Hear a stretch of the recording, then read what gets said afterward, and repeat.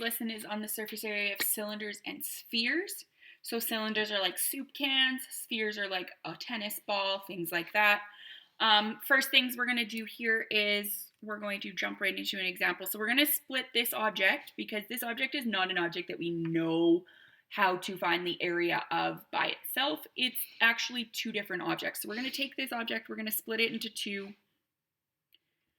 And that means that I'm going to essentially draw a line from here to here. And now I have two objects that I know how to deal with. The two objects I now know how to deal with are a rectangle and a semicircle, so half of a circle. Now, this, because it is made up of two objects, is an object that we call a composite object. So if you come across the words composite shape, composite object, it means it's made up of more than one shape or more than one object.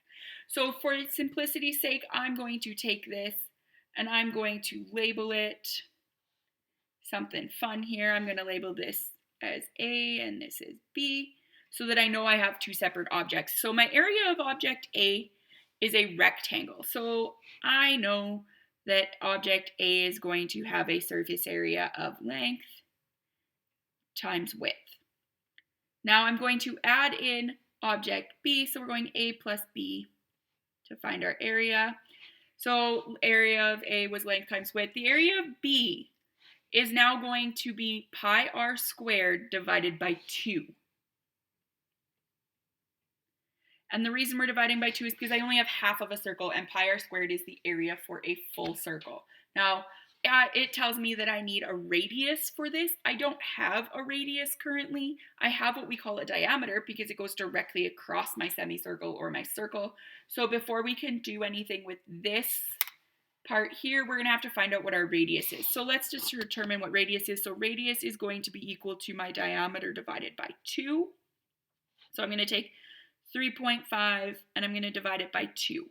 And if I take 3.5 and I divide it by 2, I get 1.75. Okay, so now I'm at to 1.75.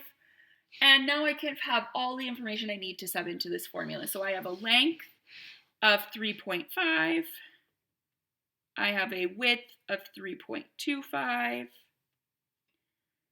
Then I can add pi. I have a radius of 1.75 squared, all divided by 2.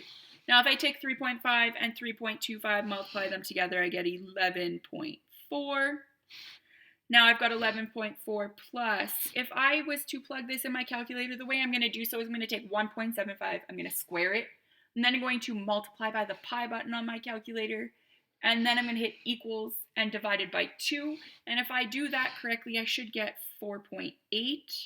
If you use 3.14 instead of the pi button, you might get something a little bit different, but it won't be off by much more than about a decimal place or two. That would be fine. I prefer if you use the pi button, but if you must use the 3.14 button, type in 3.14, that's completely fine. Now I'm going to take these two numbers and I'm going to add them together, and I'm going to get 16.2. That looks really funny. Let's try that again.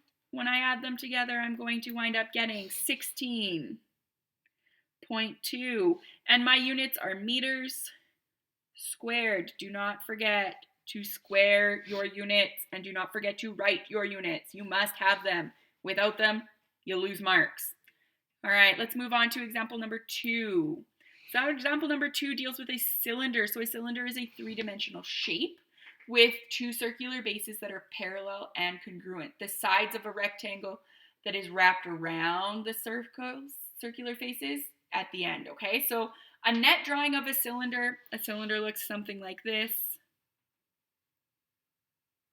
My net drawing of a cylinder would look something like this. I'm going to have a rectangle. So essentially what we're doing is to find out what shape this part is. We're pretending that we're unwrapping a soup can. Essentially, we're taking the wrapper off of it.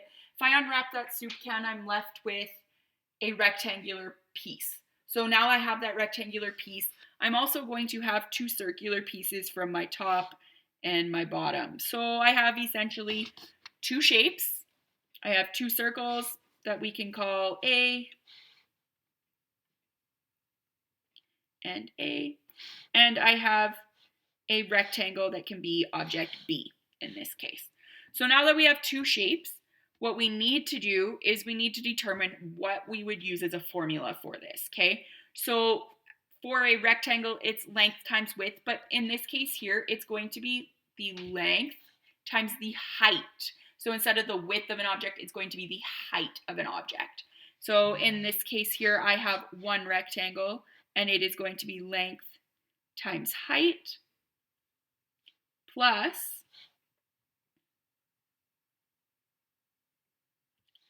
my circles, my area of my circles. And the area of my circles we've determined in the last example was pi r squared, but I have 2 of them, so I'm going to multiply that by 2.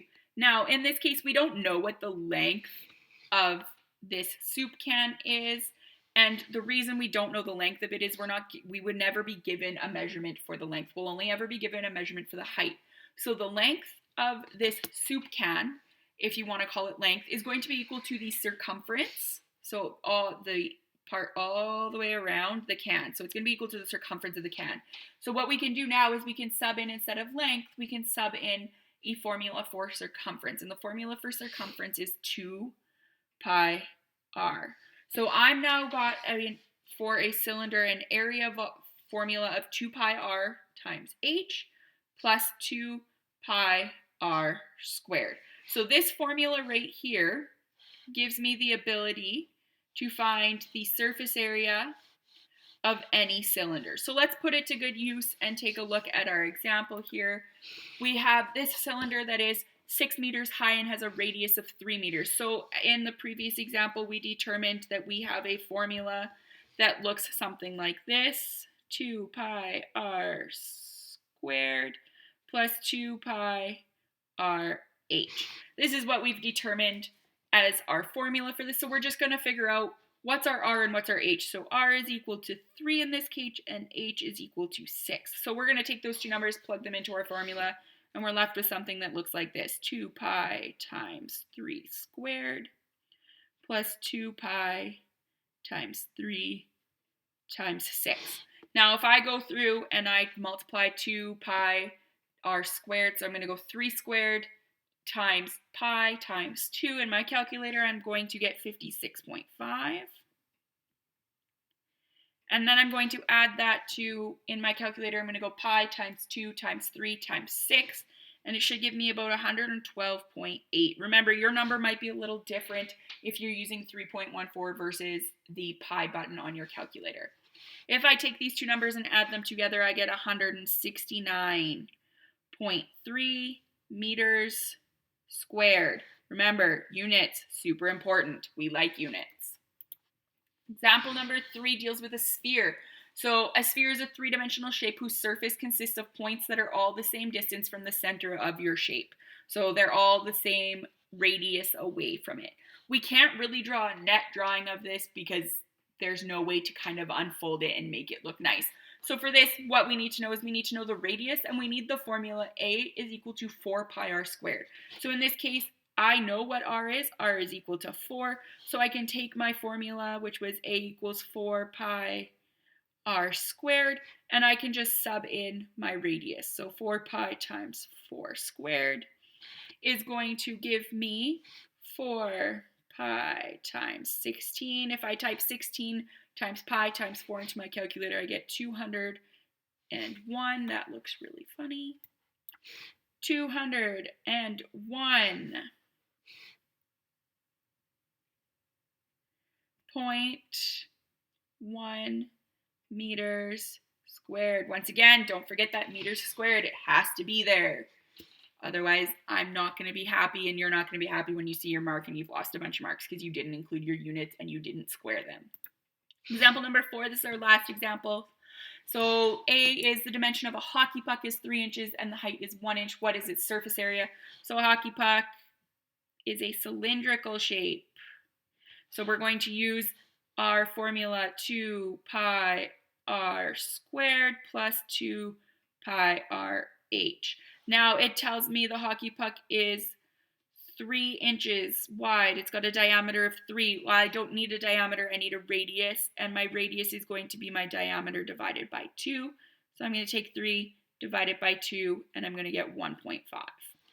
So now I know r is 1.5 and h is equal to 1. I can sub those in. So I have 2 pi times 1.5 squared plus 2 pi times 1.5 times 1.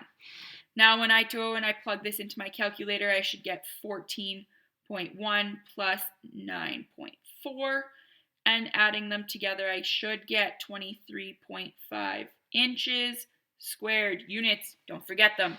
Remember, yours might be a tiny bit different than mine if you use the 3.14 rather than the pi button. So don't forget that. If yours is off by a couple decimal places, don't flip out. So we are now dealing with the diameter of a baseball. A baseball is a sphere. So if it has a diameter of 7.5, I need the radius because my area formula tells me I need to go 4 pi r squared. So if I have a diameter is equal to 7.5, I'm going to take 7.5 divided by 2 to get my radius.